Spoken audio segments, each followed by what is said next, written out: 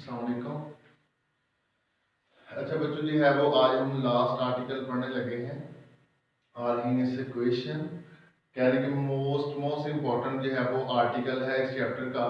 ये mostly long question पूछ लिया जाता है कि आर्गेनियस इक्वेशन को ड्रा करें, ठीक है, उसकी डेरिवेशन लिखें। तो ये बच्चे जो है वो कह दें कि आर्गेनियस की है वो साइंटिस्ट का नेम है। तो इसके अंदर क्वांटिटेटिव जो है रिलेशनशिप बताया गया। तीन मैंने जो है वो चीजें लिखी हैं यहाँ पे, ठीक है बच्चे। पहले मैंने लिखा है इफेक्ट ऑफ टेम्परेचर। तो हम पीछे पढ़ के आए हैं कहने के लिए शेटली प्रिंसिपल या फिर केमिकल इक्विलिब्रियम के अंदर हमने पढ़ा कि टेम्परेचर जो है ये इफेक्ट करता है।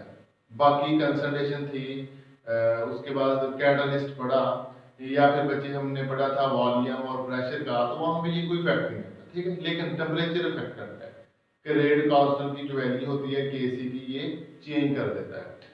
दूसरा पॉइंट हमने पढ़ा था last time activation energy, minimum amount of energy for an effective collision is called activation energy. फिर बच्चे हमने लास्ट पे पढ़ा रेट कांस्टेंट। ये चैप्टर जब हमने स्टार्ट किया था दो मैंने डिफरेंस बताए थे, रेट कांस्टेंट और रेट रिएक्शन। बच्चे जो रेट ऑफ रिएक्शन है ये वेरिएबल क्वांटिटी है, जो रेट कांस्टेंट है ये कांस्टेंट फिक्स्ड जो है वो वैल्यू है, ठीक है। तो ये बच्चे जो है वो केसी नहीं हम लिखते, प्रोपोर्शनैलिटी की लेवल को खत्म करने के लिए हम के लगा देते हैं, ठीक है। तो ये वो आपके पास रेट कांस्टेंट है। तो हमने यहाँ पे रिलेशन देखना है टेम्परेचर, एक्टिवेशन एनर्जी और रेट कांस्टेंट का।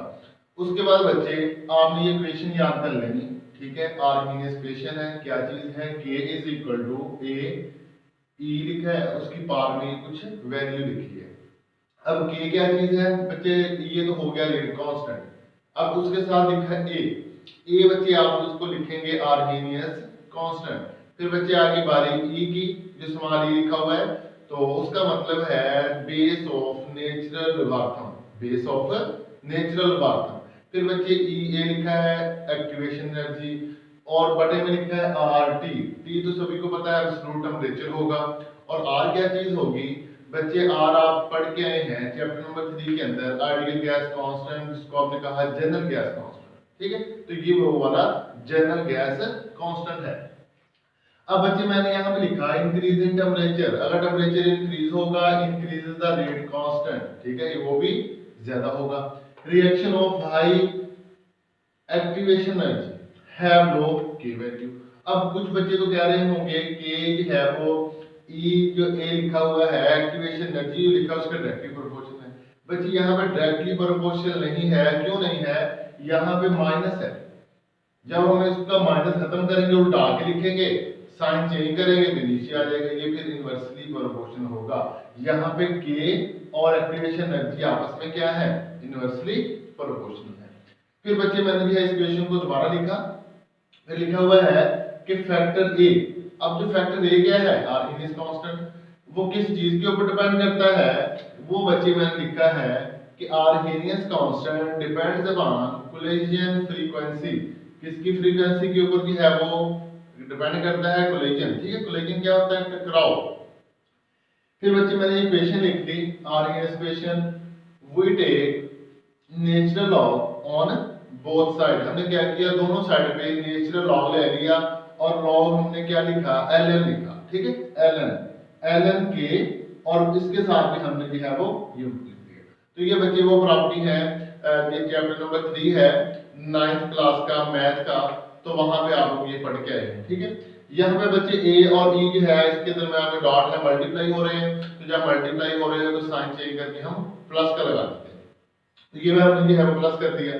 अब ये हमारे पास है ln e, ये बच्चे इक्वल होता है 1 के, हम इसकी वैल्यू पुट कर दी, जैसे कि log 10 है ना वो 1 के इक्वल होता है, ऐसे ही ln e वो इक्वल होता है 1 के, हमने 1 की वहां पे 1 पुट कर दिया। फिर बच्चे ये जो पावर है e लिखा है, e की जो पावर है वो है minus T A over R T. तो ये लॉग के अंदर हमने पढ़ा, अगर किसी की पावर हो तो आप लॉग लेना चाहते हैं तो पावर को पहले लिख लेते हैं, बाद में उसका लॉग ले लेते हैं। तो ये बच्चे मैंने पावर को पहले लिख लिया, ठीक है, ये वाली चीज। अब यहाँ पे मैंने इस इक्वेशन को थोड़ा सा रीअरेंज कर लिया, log a माइनस ई ए लिखा हुआ है। मैंने क्या किया, माइनस वाले को इस साइड पे ले आया और प्लस वाले को दूसरी साइड पे ले गया, ताकि मेरे पास इक्वेशन ऑफ स्ट्रेट लाइन बन जाएगी। इक्वेशन ऑफ स्ट्रेट लाइन, इसने भी है वो स्ट्रेट लाइन इक्वेशन बताई थी। ये जैसा कि हमारे पास है स्ट्रेट लाइन इक्वेशन है। कैसे, y is equal to minus mx। m यहाँ पे क्या है बच्चे, m यहाँ पे स्लोप है, x क्या है, ये इंडिपेंडेंट फैक्टर होगा टेम्परेचर जैसा कि हम यूज कर रहे हैं, और c होगा इंटरसेप्ट। c क्या होगा, इंटरसेप्ट। नेक्स्ट बेटे आपको बताऊंगा इंटरसेप्ट क्या होता है, पहले इसको जरा डिस्कस कर लें। अब बच्चे जो ln लिखा हुआ है इसकी वैल्यू आपने याद कर लेनी, 2.303 ये लिखी हुई है। आपने क्या किया, जहां पे ln था उसकी जगह पे उसकी वैल्यू पुट कर दी पूरी इक्वेशन के अंदर, ठीक है। यहाँ पे ln था तो हमने उसकी वैल्यू पुट कर दी। फिर नेक्स्ट स्टेप के अंदर आपने क्या किया, divided the whole equation by this value 2.303। हमने क्या किया, उसको स्ट्रेट लाइन इक्वेशन बनाने के लिए हमने पूरी इक्वेशन के साथ ये जो है वैल्यूज को क्या कर दिया, डिवाइड कर दिया। जब बच्चे डिवाइड किया तो ये वैल्यू यहाँ पे कैंसिल और ये इधर से कैंसिल। एक बात मान में रखिएगा, लॉग नहीं लिखेंगे साथ। जब आपने ये वैल्यू डिवाइड करवानी है तो अकेली वैल्यू लिखनी है, लॉग नहीं लिखना। जैसा कि जो ln है वो इक्वल होता है 2.303 लॉग के, लेकिन जब आपने डिवाइड करवानी है सिर्फ वैल्यू, लॉग नहीं लिखेंगे। तो ये बच्चे log k is equal to minus EA और ये वैल्यू लिख के हमारे पास ये इक्वेशन आ गई। अब बच्चे देखिएगा ये लिखा log k, वो हमारे पास क्या है y minus EA over something, ये जो वैल्यू लिखी हुई है ये क्या चीज है, ये हमारे पास है m, माइनस है ना यहाँ पे तो ये m हो गया। अब ये वाला जो है टेम्परेचर 1/T वो हमारे पास क्या है, वो x है। और ये log a हमारे पास क्या है, इंटरसेप्ट है। log a क्या है, ये हमारे पास इंटरसेप्ट है। तो यहाँ पे बच्चे मैंने लिख दिया टेम्परेचर इज इंडिपेंडेंट। अब ये x क्या है हमारे पास 1/T, तो हमने यहाँ पे देखा temperature is independent variable. Temperature क्या है, इंडिपेंडेंट वेरिएबल है। बाकी k जो है, k यहाँ पे हमारे पास डिपेंडेंट वेरिएबल, अदर फैक्टर, इसके अलावा जो फैक्टर हैं वो सारे के सारे कांस्टेंट है, like activation energy, general gas constant और आर्हेनियस कांस्टेंट, ये सारे के सारे हमारे पास क्या है, ये कांस्टेंट फैक्टर है। अब बच्चे m क्या है, स्लोप। और स्लोप क्या होती है वो हम यहाँ पे देखते हैं। बच्चे ये हमारे पास ग्राफ है, हमने क्या किया, x एक्सिस के ऊपर ले लिया 1/T यानी कि टेम्परेचर। टेम्परेचर का यूनिट जो है हम उसको जाहिर करते हैं केल्विन के अंदर, तो ये इन्वर्स में लिख लिया पर केल्विन। और इधर हमने y एक्सिस के ऊपर क्या ले लिया, लॉग, जैसा कि यहाँ पे है ये वाला। अब बच्चे इस स्ट्रेट लाइन मैंने जो है वो यहाँ पे मिला दी। अब इंटरसेप्ट क्या होगा, इंटरसेप्ट होगा जहां पे है स्ट्रेट लाइन और x एक्सिस को जो है वो आपस में दोनों लाइन कट कर रही हो, y एक्सिस वाली और x एक्सिस वाली जहां पे दोनों लाइन कट कर रही हो उसको हम बोलते हैं इंटरसेप्ट। और यहां से लेके यहां तक ये सारा उसका क्या है, इंटरसेप्ट है। फिर आप क्या देते हैं, यहाँ पे है, ठीक है, आप यहाँ पे लाइन ले आए नीचे, ये इसका जो है वो इंटरसेप्ट होगा। मैं कहता हूँ ये इसका y है, ये वाला पॉइंट y है, ये y1 y2 हो गया, ऐसे ही x1 x2। तो बच्चे स्लोप का जो फार्मूला होता है, स्लोप जो है वो इक्वल होती है, फिजिक्स के अंदर आप लोगों ने पढ़ा होगा, जो है वो लिख सकते हैं y2 minus y1 divided by x2 x1, ये स्लोप का जो है वो फार्मूला होता है। एक बात मान में रखिएगा, अगर तो बच्चे एंगल, ये देखिए एंगल, ये एंगल 90 से ज्यादा है, अगर तो एंगल आ जाए थीटा जो है वो 90 से आ जाए ज्यादा तो स्लोप आपकी नेगेटिव होगी। अगर जो है बच्चे 90 से आ जाए कम फिर स्लोप आपकी पॉजिटिव होगी। तो ये बच्चे मैंने लिखा slope of straight line is measured by taking tangent, ठीक है, tan थीटा जिसको बोलते हैं, तो उसको बोलते हैं मूल बटा कायदा, उर्दू मीडियम पढ़ के हैं मोस्टली स्टूडेंट, या फिर बच्चे उसको बोलते हैं परपेंडिकुलर ओवर बेस। तो ये आप लोगों को पता होना चाहिए tan थीटा किसके इक्वल होता है। जैसा कि मैं सपोज करूं इसी को देखूं, जो बच्चे 90 का एंगल बना होता है बिल्कुल, उसको हम बोलते हैं अमूल, उसके साथ वाला जो होता है वो होता है कायदा, और ये वाली जो लाइन हम इस साइड पे गिराएंगे इसको हम बोलेंगे वतर।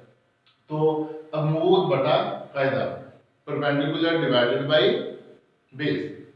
अब बच्चे मैंने लिखा tangent of angle theta straight line make this angle theta with x axis take tan theta it is slope. अब जो स्लोप है वो किस चीज के इक्वल होगी, हमने कहा m के इक्वल, m है ठीक है। तो यहाँ पे हमारे पास m क्या चीज है, ये वाली minus E A divided by 2.3003 और साथ उसके क्या है r। तो हमने जो है यहाँ पे वो वैल्यू लिख दी। अब t नहीं लिखेंगे बच्चे, t नहीं लिखेंगे, t लिख दिया तो गलत हो गया क्वेश्चन। हमने सिर्फ स्लोप की बात की है ठीक है। स्लोप यहाँ पे क्या है, जो t है 1/t वो हमारे पास x है और वो इंडिपेंडेंट वेरिएबल है। बाकी सारे डिपेंडेंट वेरिएबल कौन सा है, k, और उसके बाद e a r या फिर a कैपिटल, उसको बच्चे हम बोलेंगे कांस्टेंट फैक्टर। फिर बच्चे मैंने जो है लिखा है, अगर आप एक्टिवेशन एनर्जी निकालना चाहते हैं तो फिर आप उसके अंदर जो है ये वाली इक्वेशन लिखेंगे। अब क्या करेंगे, माइनस इधर रहेगा, ई ए को जो है इधर ले आएंगे, ये उधर जाके मल्टीप्लाई हो जाएगा, या ये वाली वैल्यू उठा के आप इधर ले।